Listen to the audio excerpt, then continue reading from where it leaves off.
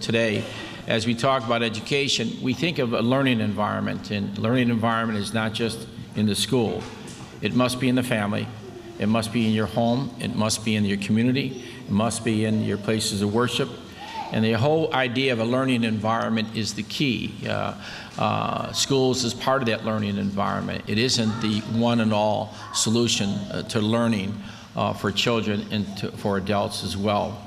So it's important as you bring children in the world that you give your children moral values from your religious beliefs, and you give them a great name that is represented in your family. And the only other thing you really give them is this quality education. And that's every parent, it's up to every extended family member to make sure that their children receive an education. As you know, we all live in a global world. Children here would not be competing with children in Chicago or metropolitan area or New York or LA or San Francisco or Seattle or Miami. You would truly be competing against children in Brazil, India, Indonesia, China, all over the world, in Germany, for things that we want. They will want too. They want the same thing. And so you'll live in a global community. It's not something that you're going to identify that I live here and I don't have to worry about the world. And so as the world is getting much smaller through technology, and of course through airline transportation on a daily basis. So this great addition is important because of 11 classrooms and science lab, but new additions or new schools sometimes help. But it has to be those that really believe in education, especially their families and their children. Children will succeed if the family believes in it. Children will not succeed many times if the family does not pressure and treasure education. And all the opportunities that we receive in your life, if you don't have education, there's not much anybody can do for you, truthfully. I'd be very frank. You will not be one of those that are going to move through this global community. You will stand still. And unfortunately, it would be a very difficult life that you wanted, no one else wanted. You wanted that life. Your family wanted that life for you and no one else. And that's why education is so important. And if you don't have it, unfortunately, you'll be one to fall through the cracks. Now, a lot of people are afraid to say that. They keep telling accolades and all that. But this is a foundation building. And every day you build part of this foundation of your learning experience. And it's really important to build a foundation. I thank the local school council, I thank the parents, teachers, all those that have done so well here at Garvy School. This is a school of excellence, a school of a learning environment, and you cannot lose that. With addition and the science lab and things like that, this should add on to what you want to accomplish for your child's education. Not only your child, but your entire family's education. And so when I took over the school 22 years ago, not 22, and I wish that would have been 15, well, 22 as mayor, but I knew that I had to do that for one reason, because if education is important to me and my father for me and myself for my child and my grandchildren, why is it important for the city? I firmly believe in that. And here in all the additions we've done in all the new schools, not one dime of federal money, all the federal taxes you pay, all the state taxes you pay, we get no money for renovation, no money for additions from your state government and your federal government. Now think of that. What is that priority of the state and federal government? You ask yourself, what is it? You wonder where does education then fit into the federal government? Where does it fit into state government? And we're fortunate we can do this, but many communities cannot do this. Most cities don't build new schools. Most cities do not build new additions, and most cities do not renovate any schools. They don't have any money. It's simple as that. And so that's why you have to come up with creative financing. You have to have the will that people understand that this is the best investment that you can give into any community, is a school or a library, something to do with learning or education. These are the best investments. All the other ones are secondary. You have to believe in that. Otherwise, you shortchange another generation of young people. And taking responsibility at schools, I knew someone had to take responsibility. Now, it's not perfect, But at least you know someone's in charge. At least you can get up and say, what is happening? Why not? Why can't we do this? And to me, that has been the great challenge of the city of Chicago in regards to education. It has improved. This Saturday, all the military academies, and all the military academies have the highest attendance and academic performance that keep increasing tremendously in the city. It's outpacing many of the other schools. So think about that. And what it is about, it's all about discipline. It's all about a learning environment. It's all about attendance. It's all about taking responsibility. And this Saturday, they'll do a pass and review, the honor classes of the various military schools. Admiral Rickover Academy here on Sen is one of the top math and science academies in the country. When we proposed that, we had people opposing a military math and science academy. Now think of that. And all the other academies are doing very, very well.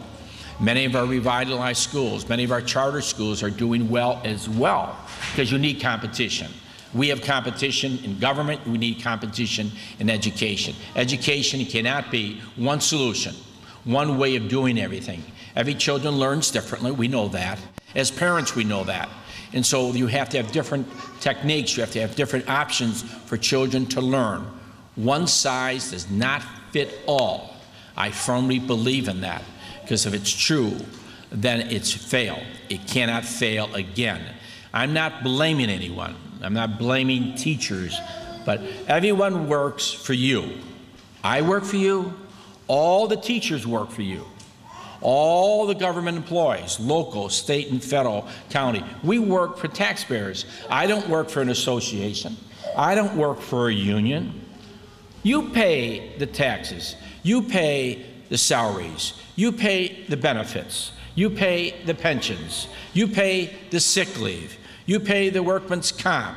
You pay all the pensions that go in to employees. So you deserve, not me, you deserve the best accountability. And no one should be ever on a clock, in the sense that I can only work from here to there.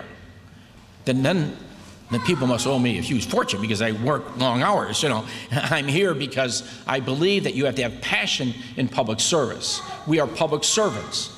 Public servants. And the word servant is important because we work for you. You don't work for the mayor of the city of Chicago. And I've always told that to employees. And it's about time that people realize that, because in all the efforts of building schools, it really comes from the taxpayers of the city of Chicago. And I met my mayors in suburban areas. They can't build additions. They can't renovate their schools. Other municipalities are not doing the same. And that's why we are on the cutting edge of many, many things in the city. As you know, we're teaching Arabic, we're teaching Russian and Chinese in our schools especially. And I think languages are important because language teaches the custom, history, and tradition. It gives you an option in life. It gives you an option to think of you want to work for a global company. And what advantages do you have when you want to work for a global company? First of all, they ask you, what languages do you have? How many languages can you speak? What is your technology experience? What is your background? That's very important when you go for a job. As Chicago becomes a global city, and we are a global city because we're a city of immigrants.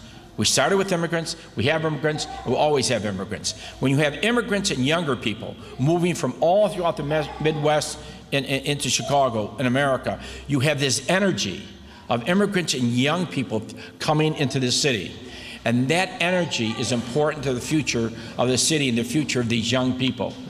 Throughout the community, we have renovated, built new schools continually, libraries, Edgebrook School, Onaheim Elementary School, Beard School, Bobane School, Oriole Park Branch Library, Edgebrook.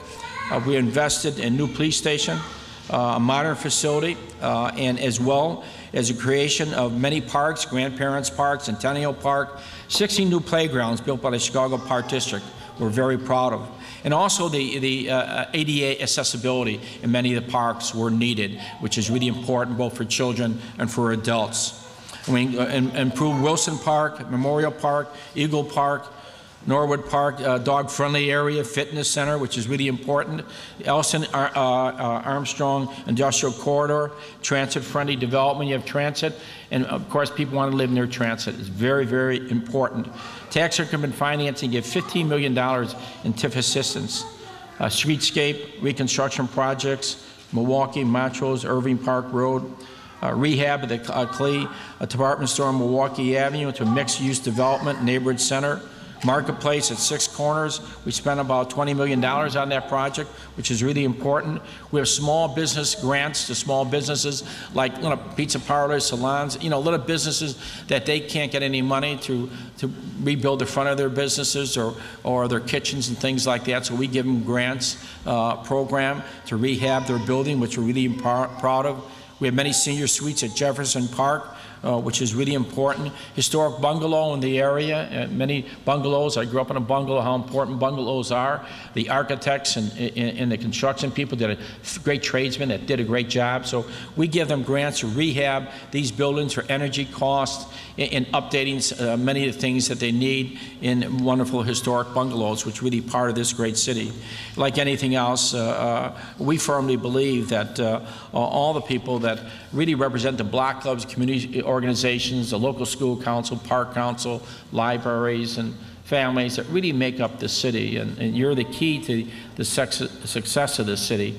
And that's why we keep moving ahead. I've said the past, people think about the past, and we live in the present, but the future is much brighter.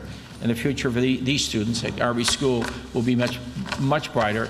And truthfully, this century, they will do a much better job than the last century. They will do things that we never expected to do in our lifetime, and they will accomplish these in their lifetime. You have to believe in another generation of young men and women.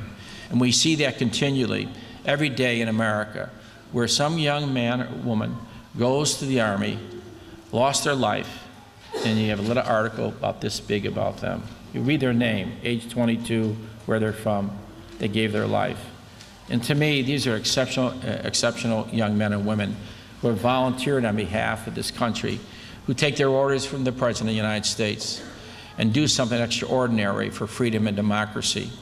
And to me, that truly represents this great country of a generation of young men and women. I thank you for the great honor to be your mayor of the city of Chicago. I think this is, I have always said, the greatest job, because of people like you who have the firm belief that your children or grandchildren, that you're going to give not only the love and the care, the moral values, but most importantly, the education for them to do things that you and I could never dream of, and they will do it because your love and your commitment. Thank you very much.